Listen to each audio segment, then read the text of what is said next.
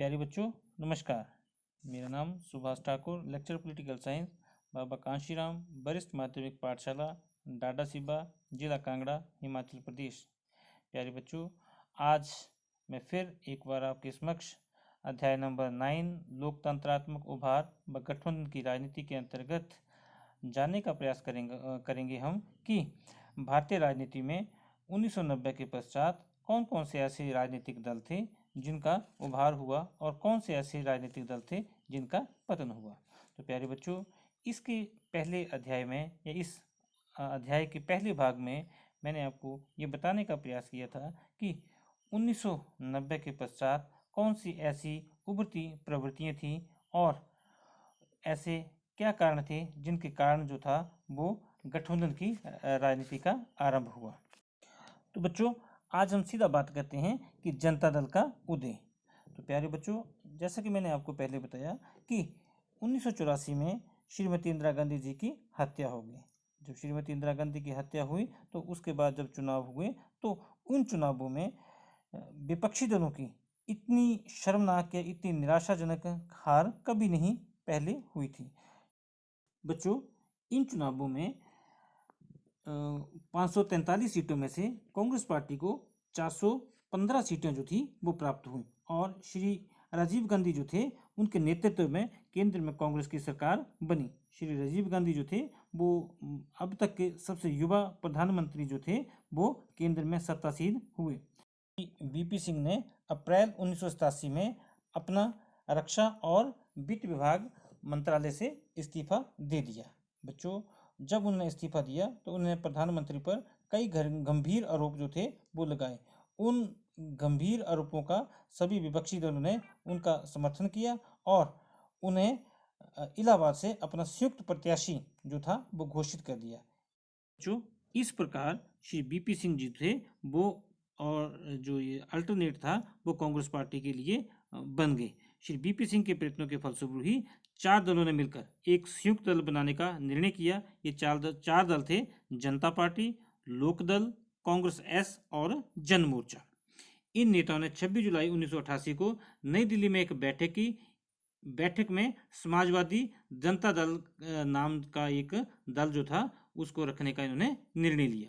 तो बच्चों, इसी तरह से ये जनता दल का जन्म जो है वो 11 अक्टूबर 1988 को जनता पार्टी, लोकदल और जन मोर्चे के समन्वय ने जनता दल नाम नए राजनीतिक दल का निर्माण किया। अतः मतलब मेरा बोलने का मतलब कि 11 अक्टूबर 1988 को जनता दल का जन्म हुआ।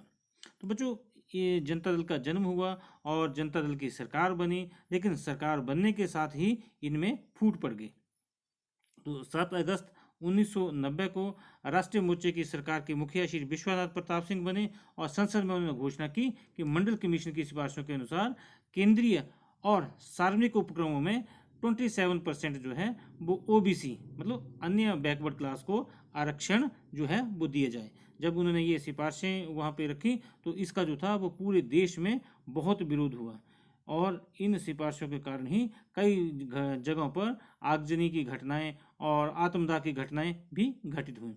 तो भारतीय जनता पार्टी और राष्ट्रीय मोर्चे की सरकार ने अपना समर्थन वापस लेने का मुख्य कारण ये था कि 23 अक्टूबर 1990 को इस पार्टी के जो नेता थे बीजेपी के श्री LK आडवाणी, उनको जो था वो बिहार में गिरफ्तार कर लिया गया। वो रथ यात्रा लेकर आए थे और श्री लालू प्रसाद की जो वहाँ पे सरकार थी और वहाँ पे उन्होंने दंगे होने के कारण श्री आडवाणी को गिरफ्तार कर लिया। जब श्री आडवाणी को गिरफ्तार किया तो उन्होंने इसकी एवज में केंद्र से अपना समर्थन जो था वो वापस ले लिया और श्री विश्वनाथ सिंह की सरकार जो थी वो गिर गई। तो इस प्रकार इसमें फूट पड़ती गई। फिर उसके बाद चंद्रशेखर जी फिर इसके प्रधानमंत्री बने। उसके बाद कई फूटने पड़ती गई और इसी प्रकार जो था वो जनता दल जो था वो अब ज़्यादा सीटें जो था वो लोकसभा या ज़्यादा सफलता जो थी वो जनता दल को नहीं मिली। तो इस प्रकार तो जनता दल 89 में 525 में से 141 सीटें मिली थी। 10वीं लोकसभा में उसमें उनको 53 सीट्स मिली थी। 11वीं लोकसभा में उनको 46 और 12वीं लोकसभा में उनको 6 सीटें प्राप्त हुई थी। तो इस प्रकार जनता दल का जो था वो 1988 में उदय हुआ और धीरे धीरे जो था वो इनकी संख्या जो थी वो केंद्रीय राजनीति में सिमटती चली गई। बच्चों, अब हम बात करते हैं भारतीय जनता पार्टी की। तो मार्च 1977 में लोकसभा चुनावों के पहले भारतीय राजनीति में भारतीय जनसंघ नामक एक महत्वपूर्ण राजनीतिक दल हुआ करता था। इस दल को जन्म देने वाले हिंदू महासभा के प्रसिद्ध नेता डॉक्टर श्यामा प्रसाद मुखर्जी जी थे। उन्होंने अक्टूबर 1951 में दिल्ली के में एक सम्मेलन हुआ जिसकी विशेषता कि प्रमुख हिंदू नेता जो थे उसमें शामिल हुए। इस सम्मेलन में भारतीय जनसंघ की स्थापना की गई और डॉक्टर श्यामा प्रसाद मुखर्जी को नए राजनीतिक दल का प्रथम अध्यक्ष मनोनीत किया गया। कुछ लोगों का तो ये मत है कि जनसंघ हिंदू महासभा का ही एक बच्चा है या एक अंग है। विचारकों का ये मत भी एक नहीं है कि जनसंघ का जन्म राष्ट्रीय स्वयंसेवक या आरएसएस से हुआ है, क्योंकि जनसंघ के प्रमुख नेता और सदस्य राष्ट्रीय स्वयंसेवक संघ के सदस्य होते थे। तो बच्चों, इसमें जनता पार्टी में फूट पड़ी और 1977 में इस दल ने अन्य दलों के साथ मिलकर जो थी वो केंद्र में पहली बार गैर कांग्रेस की सरकार बनाई, जो कि 1979 तक चली, केंद्र में स्थिर रही और भूतपूर्व जनसंघ के प्रमुख नेता महत्वपूर्ण सार्वजनिक पदों को पर सुशोभित रहे। और इस पार्टी के जो मुखिया थे उस समय वो मोरारजी देसाई थे। तो जनता पार्टी में भूतपूर्व भारतीय लोक दल और समाजवादी दल भी सम्मिलित हुए थे। तो इन दलों के नेता प्राय ये दोष लगाते थे कि भूतपूर्व जनसंघ के सदस्य जो थे वो सरकारी कार्यालयों में अपना प्रभाव जमा रहे हैं। तो बच्चों, 19 मार्च 1980 को जनता पार्टी संसदीय बोर्ड ने ये निर्णय लिया कि इस दल का कोई भी विधायक या अधिकारी राष्ट्रीय स्वयंसेवक की दैनिक गतिविधियों में भाग नहीं लेगा। 4 अप्रैल 1980 को जनता पार्टी के राष्ट्रीय कार्यकारिणी नेशनल एग्जीक्यूटिव ने जनता पार्टी संसदीय बोर्ड के इस निर्णय की पुष्टि कर दी। बच्चों, जनता पार्टी में सम्मिलित भूतपूर्व जनसंघ सदस्यों ने जनता पार्टी की राष्ट्रीय कार्यकारिणी का ये निर्णय स्वीकार नहीं था, इसलिए उन्होंने जनता पार्टी से त्याग पत्र देकर 5 अप्रैल 1980 को दिल्ली में एक सम्मेलन किया। यह सम्मेलन 2 दिन तक चला। 5 और 6 अप्रैल को इस सम्मेलन चलता रहा और 6 अप्रैल 1980 को भारतीय जनता पार्टी नामक पृथक राजनीतिक दल जो था उनका गठन किया और ये दल अस्तित्व में आया। जनता पार्टी की सरकार में भूतपूर्व विदेश मंत्री श्री अटल बिहारी वाजपेयी को सर्वसम्मति से पहला अध्यक्ष मनोनीत किया गया। तो 25 अप्रैल 1980 को भारतीय जनता पार्टी का चुनाव आयोग ने मान्यता दी। तो भारतीय जनता पार्टी का चुनाव चिन्ह कमल है और आजकल जो वर्तमान में इसके अध्यक्ष हैं श्री JP नड्डा जो हैं वो इसके अध्यक्ष हैं। इससे पहले श्री अमित शाह जी थे, वो भारतीय जनता पार्टी के अध्यक्ष रहे हैं। तो बच्चों, अब हम जानने का प्रयास करते हैं कि भारतीय जनता पार्टी की विचारधारा क्या है। बच्चों, आइए जानते हैं कि भारतीय जनता पार्टी की विचारधारा क्या है। तो बच्चों, भारतीय जनता पार्टी की विचारधारा ये एक राष्ट्रवाद और राष्ट्रीय एकीकरण के पक्ष में है। तो भारतीय जनता पार्टी के जैसे मुख्य विचारधारा राष्ट्रवाद और राष्ट्रीय एकीकरण है। ये कश्मीर से लेकर कन्याकुमारी और गुजरात से लेकर अरुणाचल प्रदेश तक सभी भारत को एक अखंड भारत के रूप में देखना चाहती है। इसमें विभिन्न भाषाएं, नस्लें, जातियां, धर्म, संप्रदाय, एक राष्ट्र का निर्माण हो। इस दल का भारत में एकता, अखंडता और राष्ट्रीय एकीकरण का भारतीय जनता पार्टी जो है वो अभिन्न विश्वास रखती है। अब दूसरे नंबर पर इसका आता है सकारात्मक धर्मनिरपेक्षता, पॉजिटिव सेक्युलरिज्म। इस दल का धर्मनिरपेक्षता पर दृढ़ विश्वास है। ये दल का दृढ़ मत है कि धर्मनिरपेक्षता सकारात्मक रूप से होनी चाहिए। इसका अभिप्राय भारत में धर्म के नाम पर किसी प्रकार का कोई राजनीतिक लाभ नहीं लिया जाना चाहिए। धर्म व्यक्ति की व्यक्तिगत विषय है और धर्म के क्षेत्र में राज्य का कोई हस्तक्षेप नहीं होना चाहिए। धर्म का स्वरूप अध्यात्म बाद है और राजनीति में धर्म का कोई संबंध ना हो। अब है इसका डेमोक्रेसी। बच्चों ये पार्टी जो है वो डेमोक्रेसी में अपना अटूट विश्वास दर्शाती है। इस दल का ये दल चाहता है कि प्रत्येक प्रकार के अधिकार जो हैं वो समान रूप से सभी भारतीयों को प्रदान किए जाएं, किसी भी नागरिक को किसी प्रकार का कोई भेदभाव ना किया जाए। आजकल हमारे प्रधानमंत्री ने एक बहुत ही बड़ा सुंदर नारा दिया, सबका साथ सबका विकास। अभी पिछली बार उन्होंने दिया सबका साथ सबका विकास और सबका विश्वास।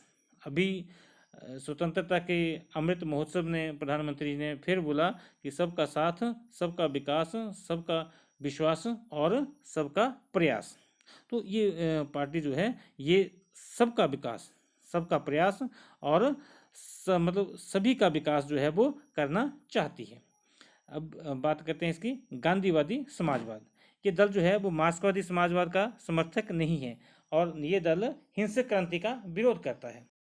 बच्चों गांधीवादी समाजवाद में सभी लोगों की आर्थिक या जितनी भी उनकी निजी आवश्यकताएं उनको पूर्ण करने का आदर्श है और ऐसे समाजवाद में मनुष्य द्वारा उनका शोषण नहीं होता। इसका एक बहुत महत्वपूर्ण पहलू भारतीय जनता पार्टी की विचारधारा में है कि इसका जो है वो मूल्य पर आधारित राजनीति। ये दल सिद्धांतवादी राजनीति को प्रबल समर्थक है। इस दल का ये मत है कि राजनीतिक नैतिक मूल्य पर आधारित होनी चाहिए। राजनीतिज्ञों को ऐसे कार्य बिल्कुल नहीं करने चाहिए जो उनकी नैतिकता के अनुकूल या नैतिकता के खिलाफ हों।